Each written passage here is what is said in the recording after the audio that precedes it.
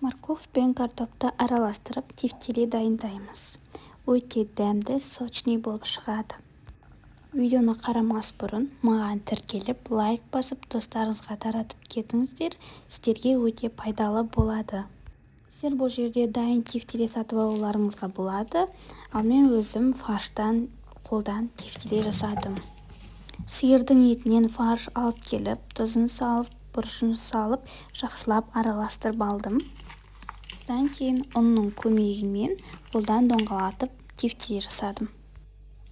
Өзімізге ыңғайлы болу үшін, барлық жерді бүлдіріп алмау үшін үлкендеу тақтай аламыз да, ұнын көбірек сеуіп, тефтели жасаймыз.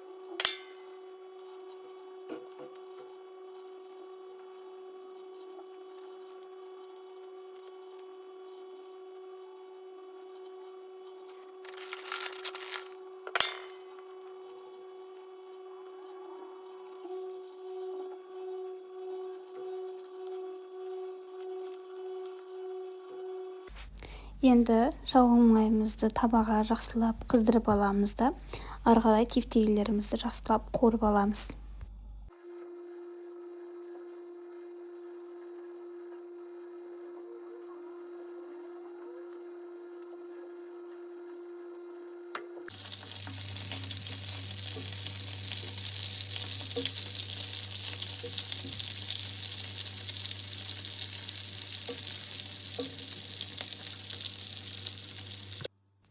Тефтелилеріміз қуырылып жатқан уақытта морковымыз бен картопымызды осындай арнайы формамен турап қоямыз. Қуырылып болған тефтелилерімізді майдан алып қоямыз да, ары қарай пиязын қуырамыз. Пиязымызды да кішкене қызартып қуырып аламыз да, үстінен туралып тұрған морковь, картоп және де бір штук помидорымызды турап салып араластырамыз. Картопын салғаннан кейін тұзы мен паприкасын салып жақсылап араластырамыз.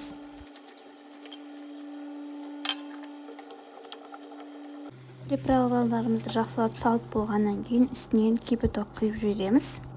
Артынан банағы қуырып қойған тефтелилерімізді саламыз да 1 сағатқа пісуге жібереміз.